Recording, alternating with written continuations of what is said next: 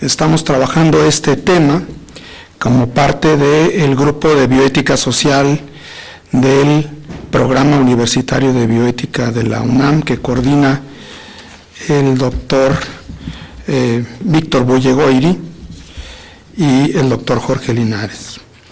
Sí, lo que estoy presentando son avances de este proyecto que estamos trabajando. Lo primero que hicimos fue buscar qué había en nuestro entorno y encontramos, por ejemplo, que una importante institución de salud, su comité de bioética, define así: el consentimiento informado es un documento informativo en donde se invita a las personas a participar en una investigación. El aceptar y firmar los lineamientos que establece el consentimiento informado autoriza a una persona a participar en un estudio, así como también permite que la información recolectada durante dicho estudio pueda ser utilizada por él o los investigadores del proyecto en la elaboración de análisis y comunicación de esos resultados. Cuando vemos esta afirmación, encontramos una serie de problemas conceptuales en ella. La propia Comisión Nacional de Bioética señala, por ejemplo, que el consentimiento informado no es un documento, sino un proceso que se documenta, que es diferente. Sin embargo, la norma oficial sí dice exactamente así, que el consentimiento informado es un documento informativo. Y aquí aparece su función como invitar a las personas a participar, cuando es informarles de posibles riesgos, beneficios, etc. También se dice que al firmar se autoriza a la persona a participar, cuando es exactamente al revés. La persona nos autoriza a nosotros a utilizarlo como sujeto de investigación. Es decir, no es un documento nada más, sino que es un proceso que se desarrolla en el tiempo y que hay que establecer con claridad. Da información, pero si reducimos la información a información escrita, tenga usted, no firme que cumplimos la ley, pero nuestra ley es muy minimalista, como muchas de nuestras leyes, pero no nos aseguramos que la información es comprendida por la persona. Entonces, una persona, digamos, de escasos recursos, un indígena, analfabeto, etcétera, ¿qué hacemos con él? ¿Verdad? Le damos un papel escrito, cumplimos desde el punto de vista de la ley, pero no desde el punto de vista del consentimiento informado. Lo que ocurre aquí es que la persona nos autoriza a nosotros, no nosotros a la persona. Se establece que la información recolectada puede ser usada en el análisis, pero también hay que aclarar que establece también limitaciones, porque al autorizarnos no nos autoriza a todo, nos autoriza a utilizar esa información solo para los aspectos relacionados con esa investigación. Si queremos darle otro uso distinto, sobre todo cuando tenemos muestra de tejidos, en fin, hay que solicitar una nueva autorización, excepto en estudios retrospectivos. El investigador pareciera que le hace un favor a la persona al dejarlo participar. Te voy a dejar participar, si firmas aquí te autorizo a participar, yo a ti, cuando es exactamente al revés. Y no se establecen las obligaciones de la institución con el paciente, que corre riesgos, y, por ejemplo, la influencia o deformaciones que establecen con frecuencia las empresas farmacéuticas o fabricantes de tecnología médica. Es un problema donde hay un cruce de caminos de muchas fuentes. Los intereses del paciente, los intereses de los investigadores y los intereses de las empresas se intercruzan en este proceso, y no es un proceso simple ni sencillo, sino un proceso de una gran complejidad. Decidimos nosotros restringirnos a lo que era investigación clínica, y la investigación clínica se define por los Institutos Nacionales de Salud de los Estados Unidos como la investigación orientada hacia los pacientes, la cual se realiza sobre sujetos humanos o sobre material de origen humano como tejidos, especímenes y fenómenos cognitivos. Para ello, un investigador o colega interactúa directamente con los sujetos humanos. Se excluyen de esta definición los estudios in vitro que utilizan tejidos humanos que no se pueden vincular con un individuo vivo. La investigación orientada hacia los pacientes incluye mecanismos de la enfermedad, intervenciones terapéuticas, ensayos clínicos o desarrollo de nuevas tecnologías. También estudios epidemiológicos y conductuales y la investigación de desenlaces e investigación sobre servicios de salud. El contacto directo tiene unos rasgos centrales esta definición. Hay un contacto directo del investigador o sus asistentes con personas específicas. Se enfoca al estudio de la enfermedad, su prevención, tratamiento y desenlaces. Y hay un vínculo de los resultados de la investigación con personas concretas, porque se hacen contrastes entre personas sanas y enfermas, entre personas con diferentes grados de enfermedad, con diferentes exposiciones, con diferente carga genética, o entre personas con tipos de evolución disímiles o con distintas respuestas a la enfermedad o que reciben dosis o tratamientos diferentes. La investigación clínica, en este sentido, es siempre comparativa. Hay diferencias muy claras entre el consentimiento informado en la clínica y en la investigación. Por ejemplo, direccionalidad. En la clínica el paciente solicita la atención y el médico la otorga. En la investigación los investigadores solicitan la inclusión de los pacientes y los pacientes otorgan su consentimiento. La direccionalidad es opuesta. Incertidumbre. En la práctica clínica normal nos confrontamos con lo conocido. Desde luego existen riesgos y existe cierto grado de incertidumbre, pero estos son limitados y se tiene una incertidumbre global menor. En cambio, la investigación con sujetos humanos nos confrontamos con lo desconocido. Existe una mayor incertidumbre. Desde luego, la investigación con seres humanos también puede incluir una serie de maniobras, estudios y tratamientos de uso corriente en la práctica clínica normal, pero va mucho más allá y se adentra en lo desconocido. La incertidumbre es mucho más alta. Constricción relativa. En la práctica clínica cotidiana no existe un compromiso temporal fijado de antemano que obligue al paciente a permanecer con un médico determinado o someterse a cierto tratamiento específico. Pero en la investigación con humanos ocurre lo contrario. Se establece un plazo determinado y la obligación de administrar medicamentos y aplicar maniobras específicas que deberán cumplirse rigurosamente de conformidad con lo establecido en el protocolo de investigación. No obstante, reconocemos el derecho del sujeto de investigación para retirarse de la misma en cualquier momento. Ello constituye una válvula de escape que puede activarse por el paciente de manera unilateral, pero no es deseable que esta válvula se active. Si en una investigación muchos pacientes solicitan retirarse voluntariamente del estudio, se debe considerar como un evento indicativo de una falla que nos informa que algo anda mal y debiera revisarse en detalle por los comités de ética y de investigación. En la investigación, el paciente y los investigadores se ven constreñidos a seguir un protocolo de investigación determinado y es menos flexible y más constrictivo. Pero también tenemos un tránsito de la ciencia desinteresada a la ciencia empresarial. Las características deseables de la investigación clínica según la Declaración de Helsinki son las siguientes. La investigación es necesaria para el avance del conocimiento sobre la enfermedad y para encontrar nuevas maneras de prevenir y contender con la enfermedad. En la investigación en humanos se debe realizar únicamente cuando no exista otra forma de obtener la información que se busca y cuando los beneficios potenciales superen a los riesgos. La investigación médica en una población o comunidad con desventajas o vulnerables solo se justifica si la investigación responde a las necesidades y prioridades de salud de esa población o comunidad y si existen posibilidades razonables de que la población o comunidad sobre la que la investigación se realiza podrá beneficiarse de sus resultados. El bienestar del paciente es la primera prioridad durante el proceso de investigación y esta debe suspenderse en caso de que se presenten eventos adversos evidentes.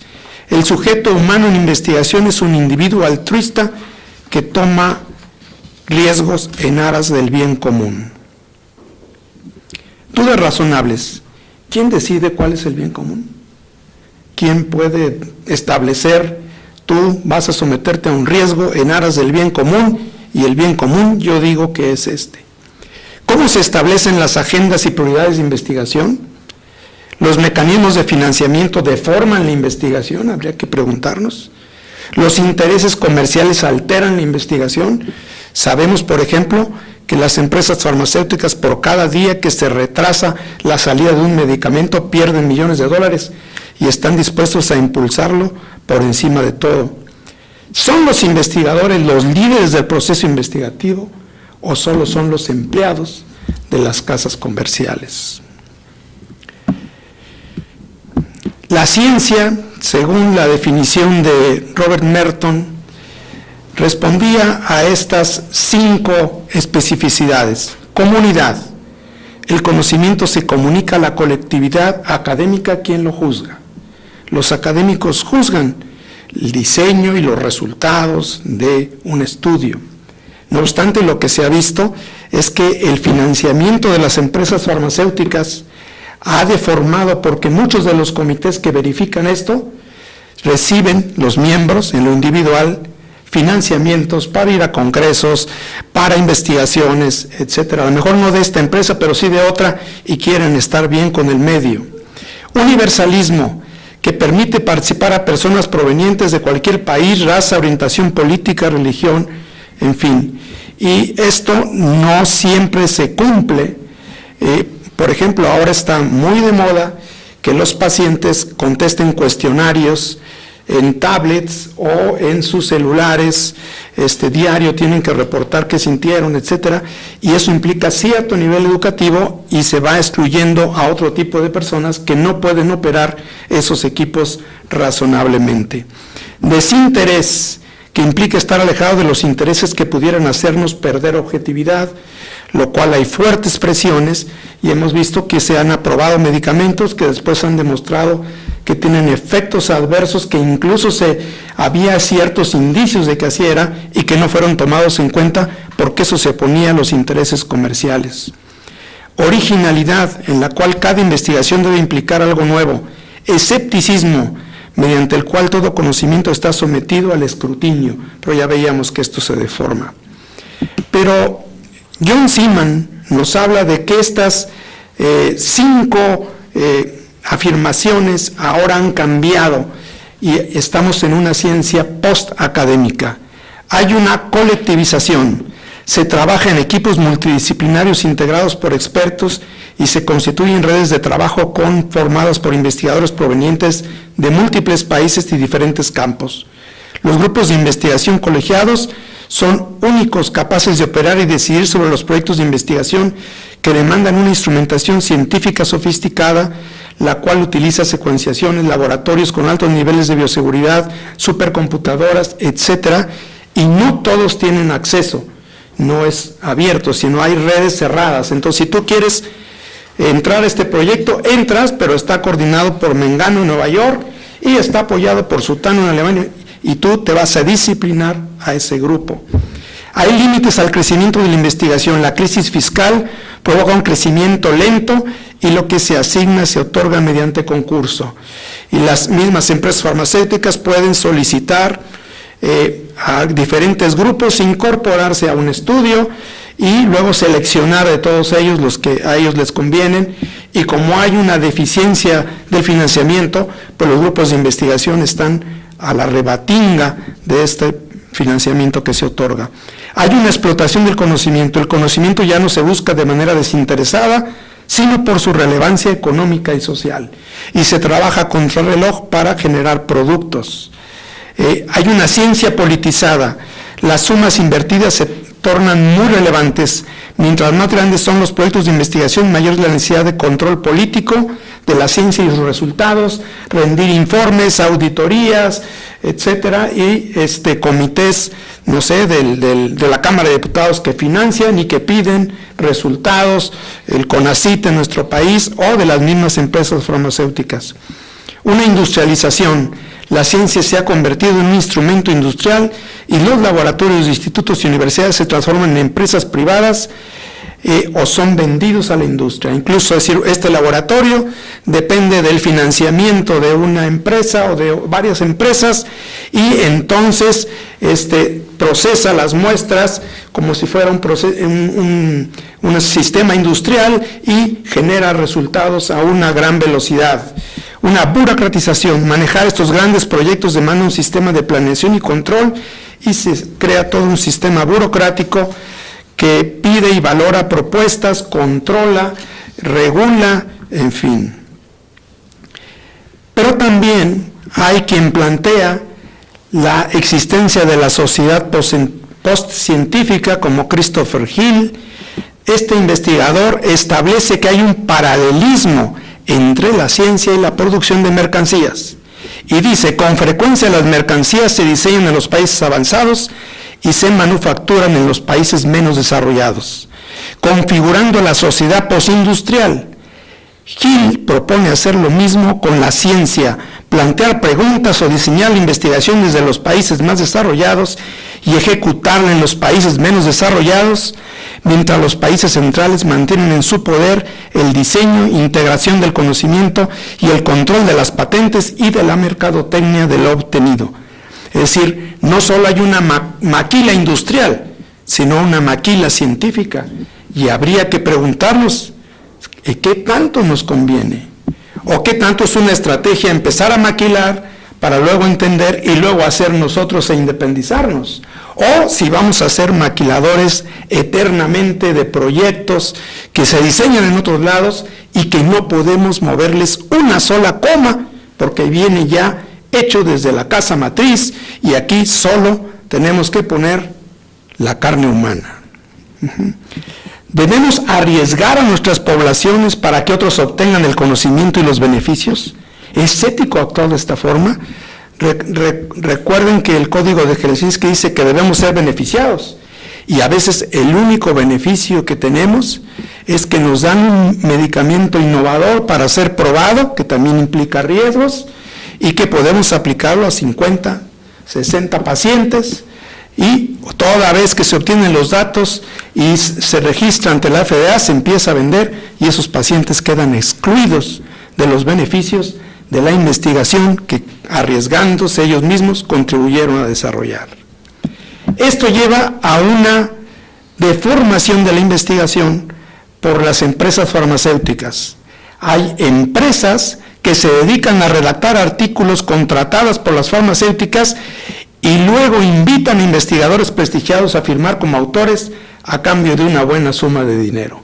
¿Por qué? Porque quiero el nombre de ese investigador relevante para convencer al público de que luego compren el medicamento, lo consuman. Investigadores que funcionan como consultores de las empresas farmacéuticas y que están a sueldo de ellas y no pueden tener juicios neutros, pero que funcionan como árbitros de las investigaciones o de los resultados. Investigadores que son promotores de medicamentos de marca y están a sueldo de las empresas como conferencistas y poseen fuertes sesgos. Se ha demostrado incluso una fuerte asociación estadística entre el financiamiento otorgado a los investigadores y los resultados de investigación favorables a dicha empresa. Manejo de los riesgos. Desde el punto de vista ético, la experimentación en humanos debe vigilar que los beneficios potenciales son mayores que los riesgos y debe anteponer los beneficios y la seguridad de los pacientes en todo momento. Segundo, existe una imposibilidad de valorar todos los riesgos y su magnitud porque incursionamos en una zona de incertidumbre que justamente será explorada mediante la investigación misma. Sin embargo, la evaluación de riesgos no puede ser siempre objetiva y basarse en probabilidades bien determinadas. Ello nos conduce a subestimar los riesgos y de tanto en tanto se presentan eventos adversos no previstos, incluso con graves consecuencias. Y nada de esto se establece. O sea, ¿qué pasa si se presenta una complicación como consecuencia del experimento? Un ejemplo es el caso del ensayo clínico con un anticuerpo monoclonal denominado TGN-1412, diseñado por la empresa Parexel para tratar la artritis reumatoide, leucemia y esclerosis múltiple, el cual provocó serias reacciones adversas a ser aplicado en 6 sujetos, uno de los cuales cayó en coma por varias semanas y tuvo necrosis de los dedos. O sea, ¿qué se hace en este caso? Las empresas se hacen a un lado. No se establece cuando el paciente se incorpora, si hay complicaciones, nosotros asumimos la responsabilidad. Se señala que incluso en Estados Unidos solamente 16% de la investigación tiene estos apoyos. Debiera la empresa farmacéutica contratar una aseguradora y depositar una fianza para, en caso de una complicación grave, se trate a esos pacientes y se les indemnice en caso necesario. Pero esto pues no se establece en nuestras leyes. Hay deformaciones entonces de la investigación, desconexión de las necesidades locales. La investigación frecuentemente no se halla enfocada a resolver problemas relevantes en nuestro medio, sino está guiada por la política comercial de las grandes empresas que con el fin de maximizar ingresos se enfocan a enfermedades de poblaciones con poder adquisitivo y que implican un consumo por tiempo prolongado. Incluso, por ejemplo, se ha dejado de lado la investigación en antibióticos, porque los antibióticos se consumen por un periodo restringido de tiempo y no dejan tanta ganancia como medicamentos contra la artritis o contra el asma, que los vas a consumir durante el resto de tu vida. Una mercadotecnia disfrazada de investigación. Se paga a líderes de opinión locales para que repliquen experimentos y demuestren en el medio local la utilidad del medicamento o tecnología ofertados y luego den conferencias pagadas sobre las bondades del producto para inducir su uso. Búsqueda de costos bajos y menos restricciones legales. Se transfiere la investigación de la fase clínica de los productos farmacéuticos o tecnologías porque en los países menos desarrollados los investigadores cobran menos, los pacientes reciben menos prestaciones y las restricciones legales son menores en caso de complicaciones. También se realizan investigaciones que no serían aceptadas en los países de origen. Se realizan ensayos con grupo control que reciben un placebo, los cuales, por ejemplo, no son aceptados en el Reino Unido y que pueden provocar daños irreversibles a los pacientes al permitir la progresión de la enfermedad, o bien se realizan estudios de fase 1 con personas vulnerables para reducir demandas o indemnizaciones en caso de efectos adversos. Incluso se ha denunciado a Lilly, por ejemplo, por utilizar en Chicago a los homeless, pagándoles $9-10 diarios, dándoles alojamiento en un hotel y dándoles comidas. Y el responsable de esta investigación declaró que eran personas que querían ayudar al conocimiento científico, pero quienes han desenmascarado esto son periodistas que fueron a entrevistar a las personas y ellos dijeron: estoy aquí por los $9 diarios que me dan. Porque para ellos $9 es un salario y para otras personas pues sería una cosa que no los motivaría.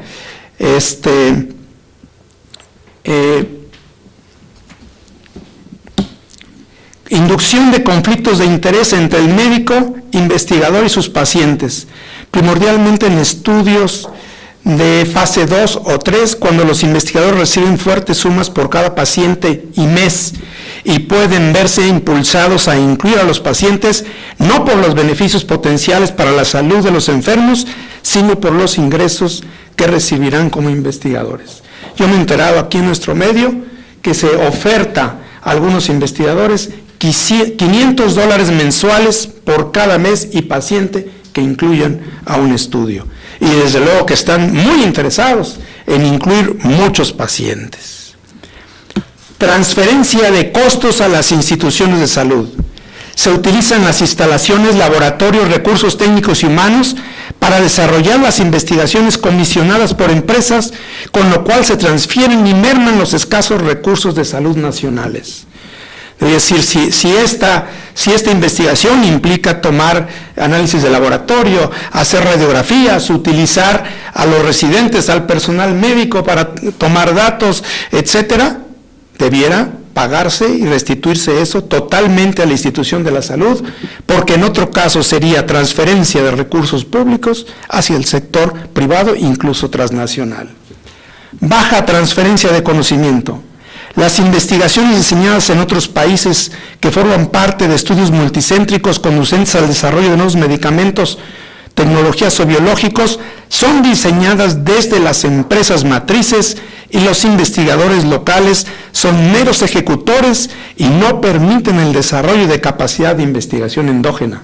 Y debiera ponerse que en ese caso también las empresas colaboran con investigaciones internas como contraprestación por el beneficio que reciben. Pérdida de la capacidad de decisión. En estudios multicéntricos ligados a la industria, cuando en el trayecto de la investigación se presentan reacciones adversas, solo se pueden realizar ajustes previa aprobación del grupo de investigación central ubicado en otro país. Ello puede reducir la velocidad de respuesta y poner en riesgo a nuestros pacientes. Falta de justos beneficios.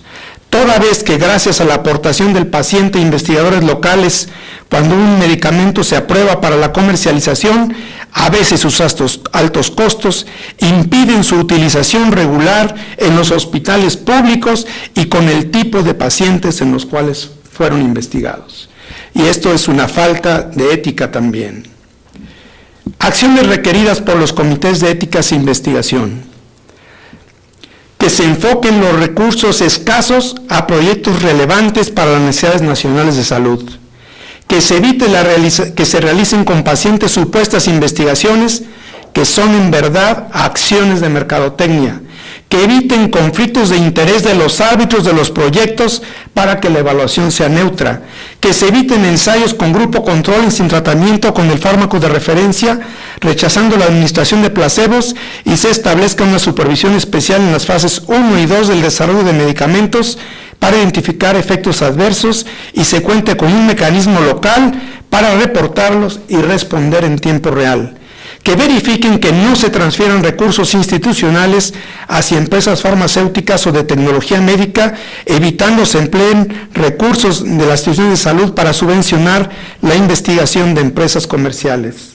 Se creen comisiones supervisoras de los proyectos para verificar que durante la operación se siguen las reglas de ética y se garantice la seguridad de los pacientes y el mínimo riesgo, con especial atención a los estudios multicéntricos, verificando que se controlan los conflictos de interés entre el investigador y los pacientes.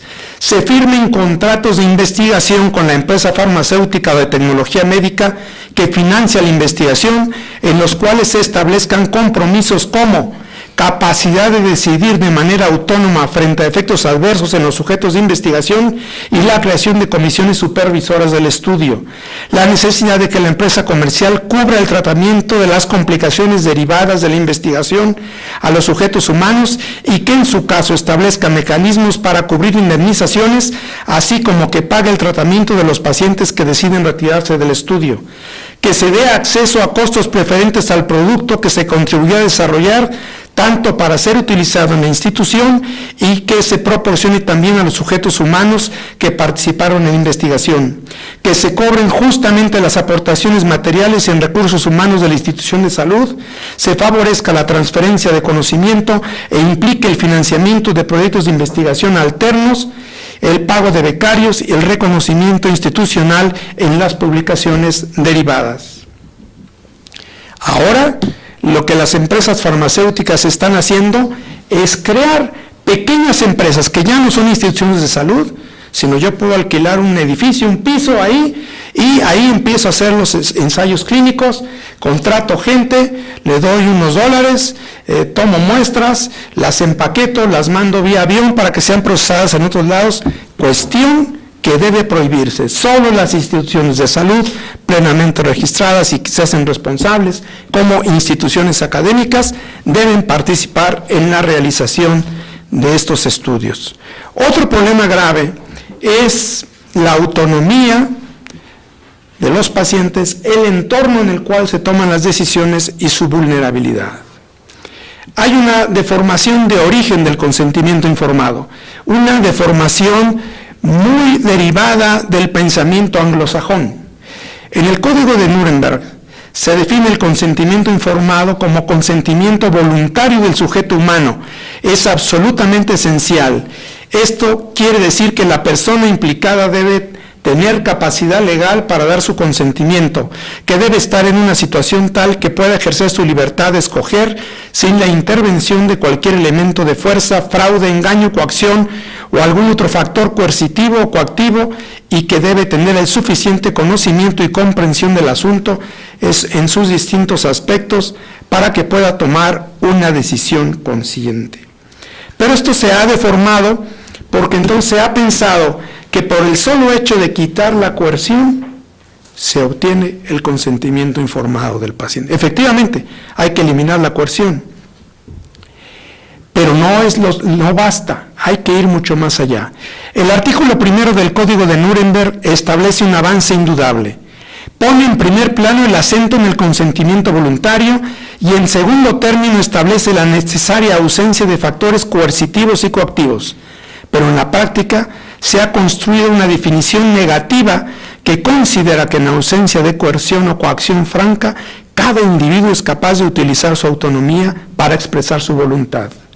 José Ortega y Gasset advertía desde 1914 que la vida individual se ha perdido entre la maquinaria del Estado y su poder, anticipándose tempranamente al desastre fascista, y señalaba que el llamado individualismo político era una reacción muy limitada cuyo único programa se reducía a pedir que no desapareciera el individuo.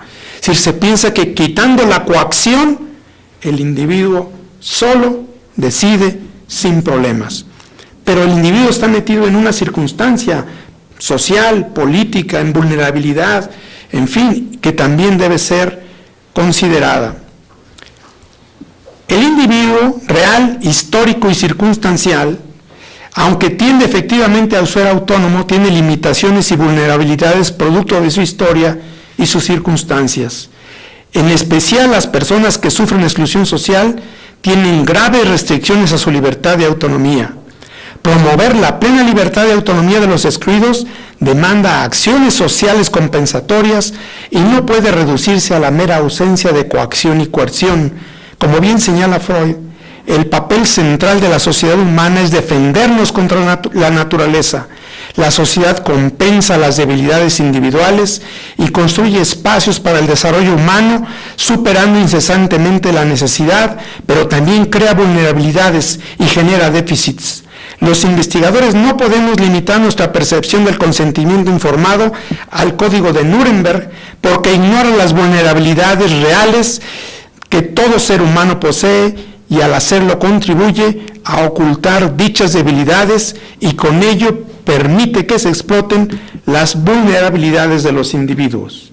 Es decir, esta es una definición que podríamos decir minimalista del consentimiento informado. Un individuo con su conciencia, le damos la información, nos hacemos a un lado, lo dejamos solos y él decide. Pero no es tan simple el asunto. Hay vulnerabilidades sociales. En nuestro entorno, la exclusión social, que limita el acceso a oportunidades y recursos de grandes sectores de la población, restringe la libertad y la autonomía de los individuos, familias y comunidades y los vuelve vulnerables. Además, la enfermedad potencia aún más la vulnerabilidad social y la agudiza. En suma, los individuos, familias y comunidades víctimas de la exclusión social se encuentran en condiciones de riesgo para que sus vulnerabilidades sean aprovechadas por otros, ya sea de manera inadvertida o francamente dolosa. Si un individuo que no tiene para pagar su tratamiento, ¿verdad?, que tiene un tumor, oye, si entras a este estudio te damos gratis el medicamento. Él decidió. Usamos su vulnerabilidad. Pero además ese individuo a lo mejor Antes tenía que venir al hospital todos los lunes, ahora tiene que venir lunes, miércoles y viernes. Y tienen que traerlo porque apenas si puede caminar y implica gastos adicionales a la familia que no son tomados en cuenta. Hay que considerar y compensar la vulnerabilidad derivada del ambiente social, la vulnerabilidad derivada de las capacidades personales, porque a lo mejor es un individuo sin educación y nosotros le presentamos una hoja y le decimos, tú decide y tú sabes, ahí está, si quieres entrar al estudio te damos el medicamento gratis, si no, pues ya vete y ahí vemos, ¿no? Lo cual es un acto de coerción. Y la vulnerabilidad derivada de la enfermedad misma que acentúa las dos anteriores.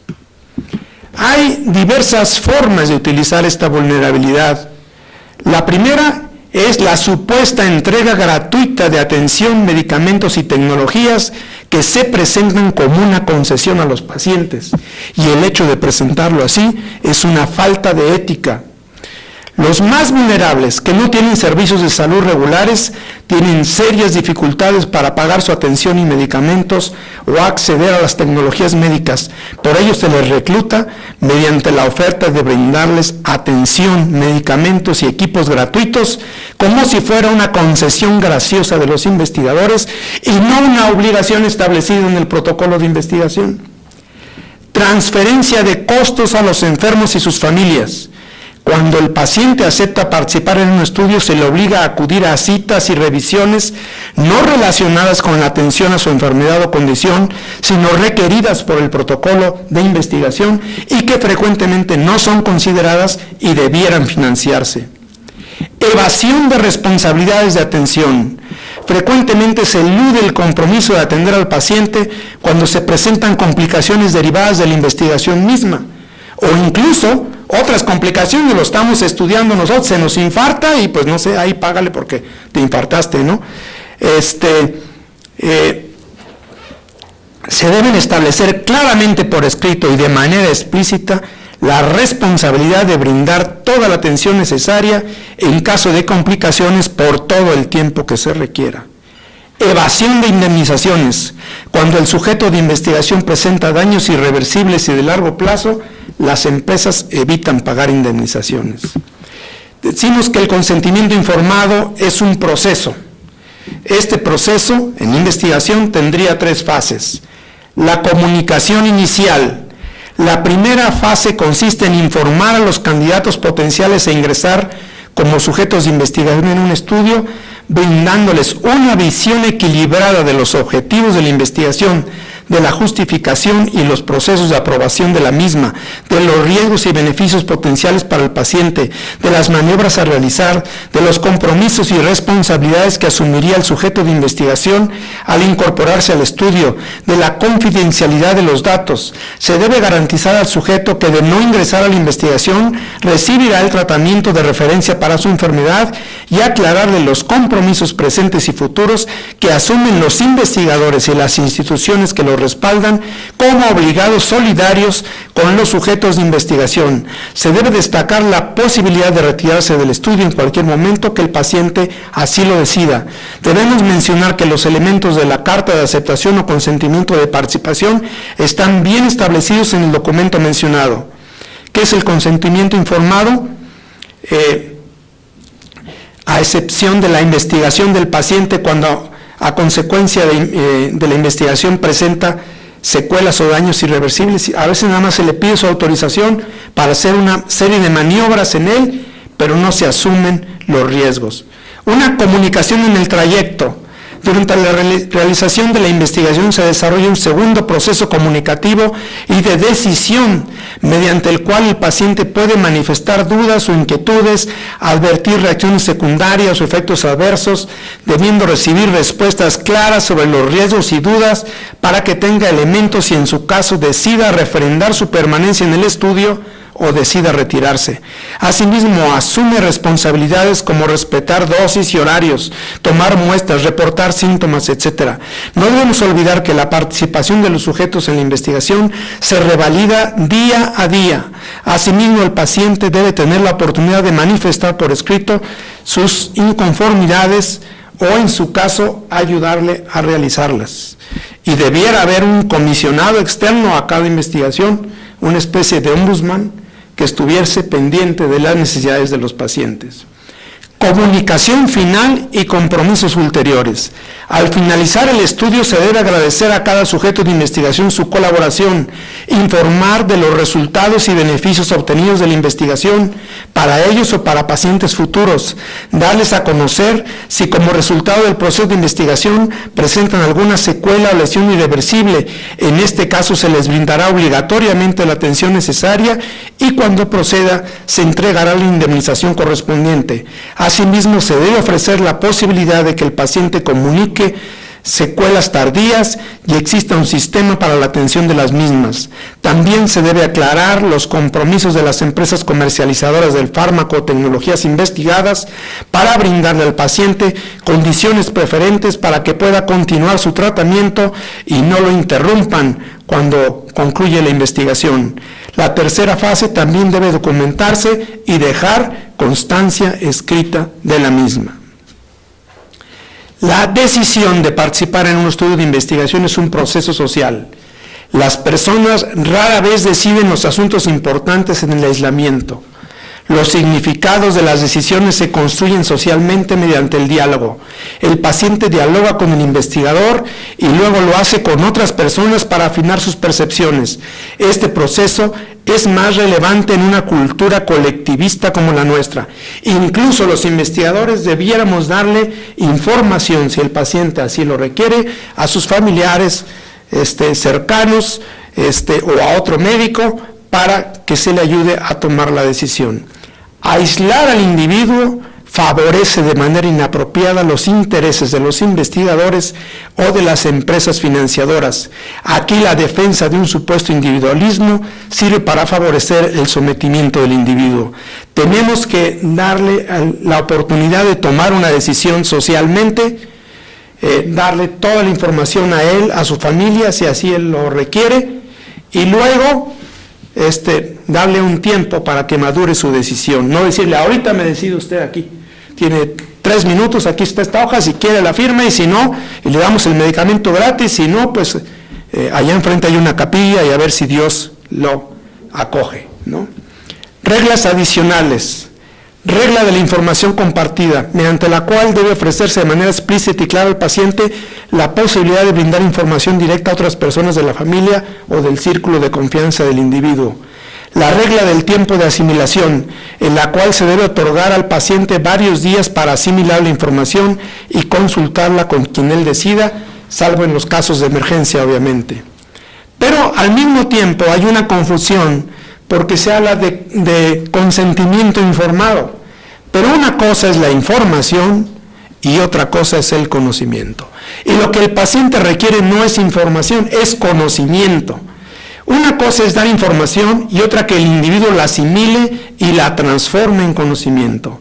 La información es genérica, el conocimiento es contextual. Para mí, ¿qué significa? En mis condiciones, ¿qué significa esto?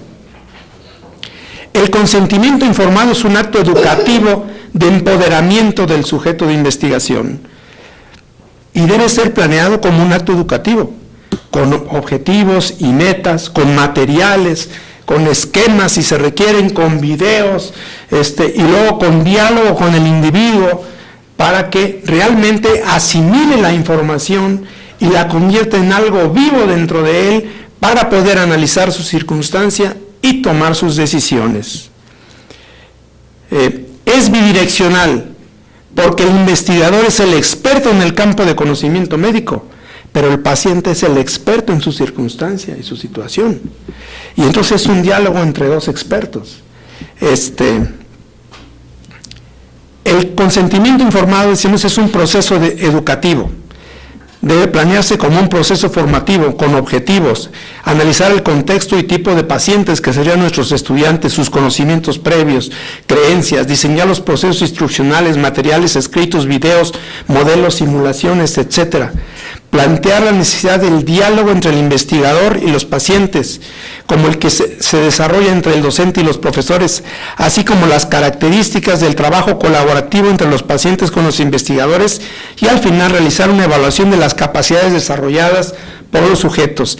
Esto es un proceso mucho más humano y responsable que al final ayudaría a los pacientes y a la investigación misma, porque si va a aplicar un protocolo tiene que saber cómo tomo mi muestra, cómo, etcétera.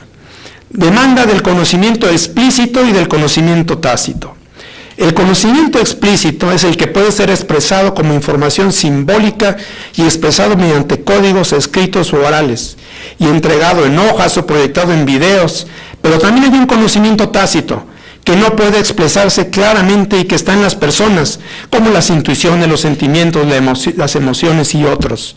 El conocimiento tácito se transmite por la convivencia y la socialización y permite la apreciación de los motivos del otro y ver sus compromisos, valores y emociones. Ambos tipos de conocimiento se enlazan para permitir al paciente tomar una decisión.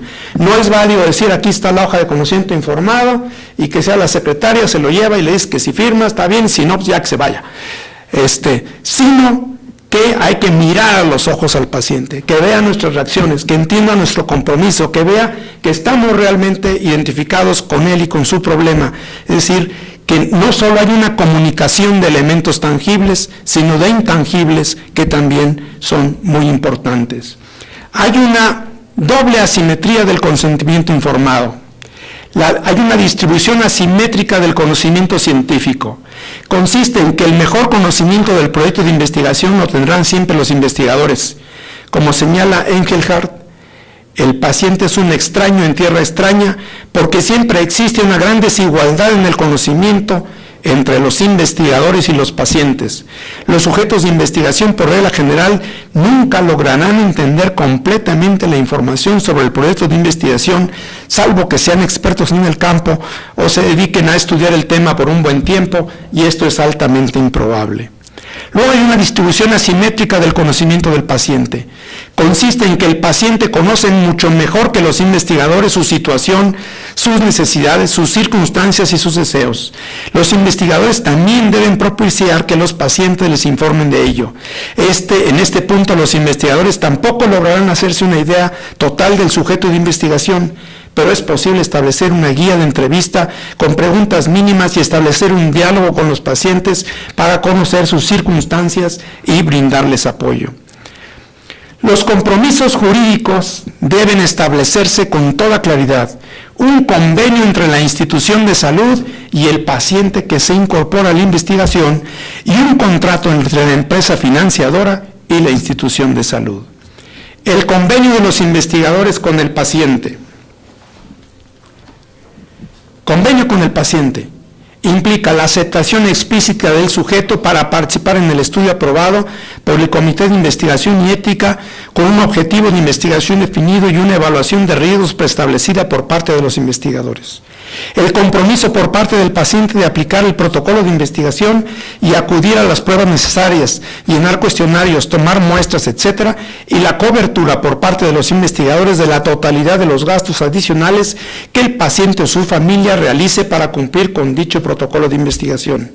El compromiso por parte de los investigadores de mantener informado al paciente durante el proceso de investigación e incluso proporcionarle la información que pudiera favorecer que se retire del estudio, y el compromiso de levantar reportes de los posibles efectos adversos, ya sean estos detectados por el paciente o por los investigadores. El compromiso de los investigadores de privilegiar en todo momento el bienestar de los sujetos humanos y, en su caso, el compromiso de los investigadores para suspender la investigación en cuanto se manifiesten efectos que amenacen la salud del sujeto de investigación. El compromiso de los investigadores para iniciar la atención médica inmediata de los efectos adversos por todo el tiempo que se requiera y, en su caso, establecer mecanismos de indemnización justos.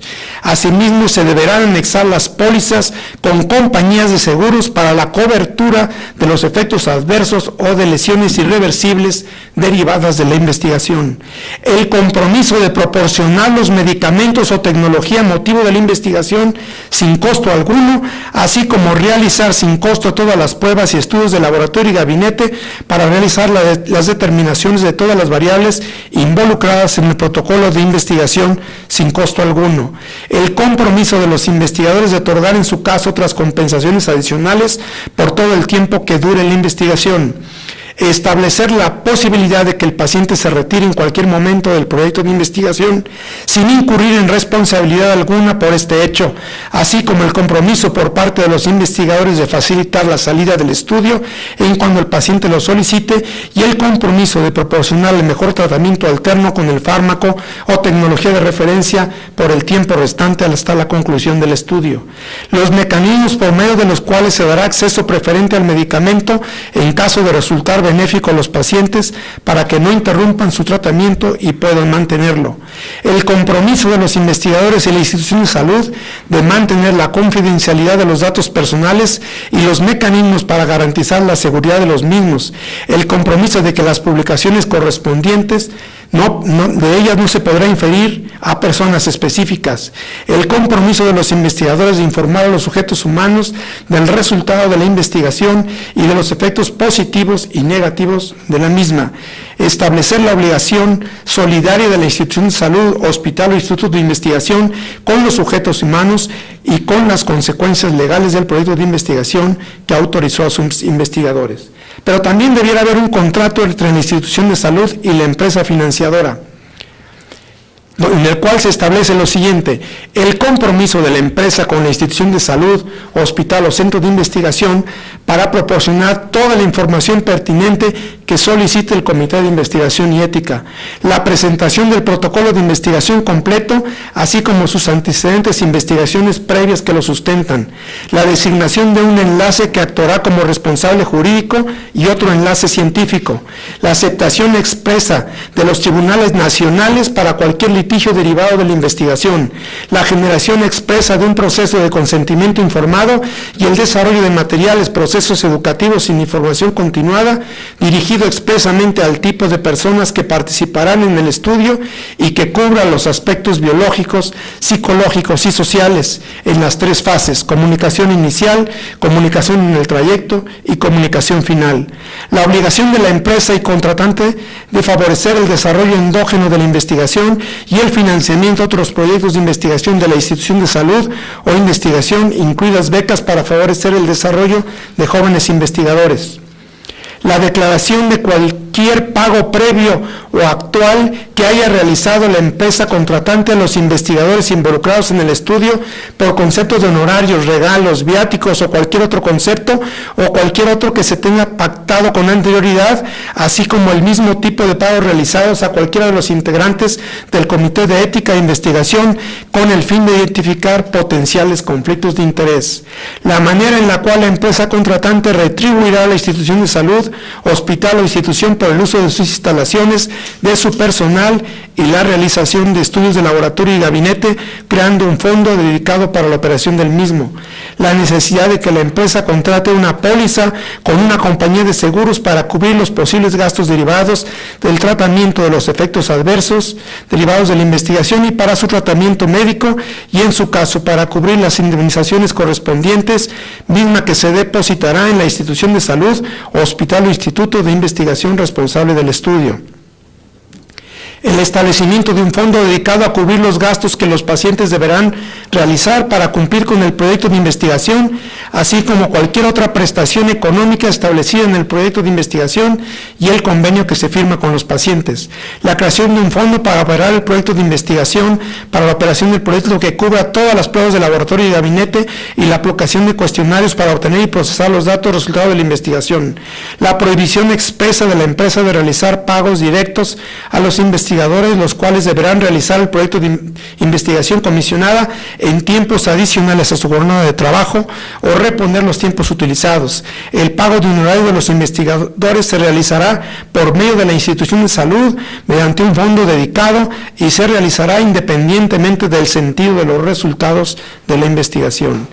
el compromiso expreso de la empresa farmacéutica o de tecnología médica para proporcionar el acceso preferente a los medicamentos o tecnologías para beneficiar a los pacientes que participaron en el estudio o para el uso con nuevos pacientes, estableciendo de manera clara los descuentos, plazos de entrega y condiciones en las cuales se brindará el acceso y los mecanismos para no interrumpir el medicamento a los sujetos humanos que participaron en la investigación entre la conclusión de la investigación y el inicio de la comercialización del producto.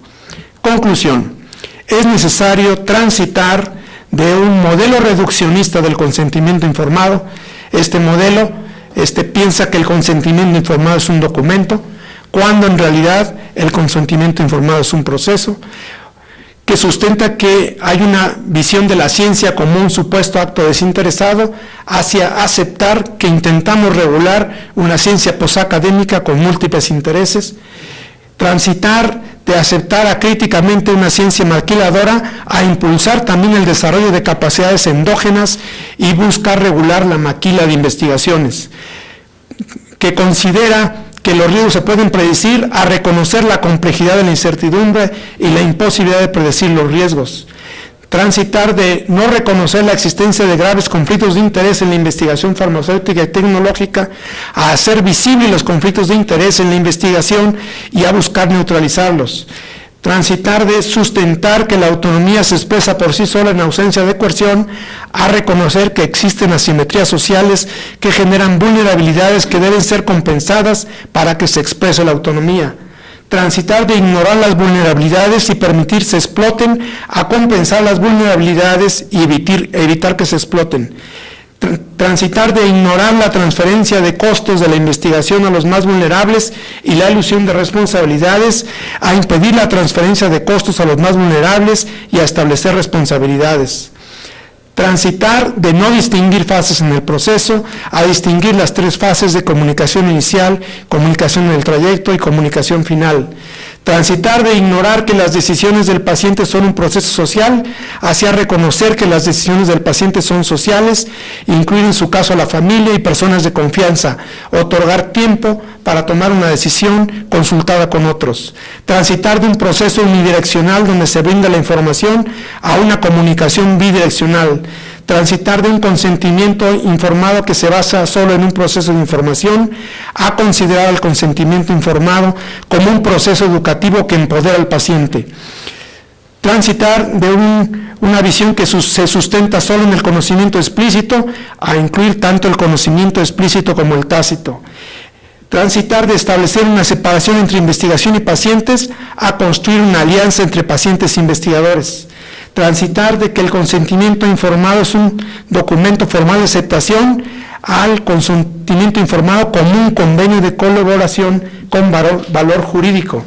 Y con esto concluyo y habría unos minutos para preguntas. Solo una pequeña reflexión final. Si no regulamos esto, si no establecemos normas para esto, estamos hechos al mar, porque entonces buscarán las instituciones que no tienen normas versus las que sí las pongan, o países que no tienen normas. Ah, no, tú no quieres aquí que yo te use, pues me voy a Honduras o El Salvador, total, allá ni cuenta se dan.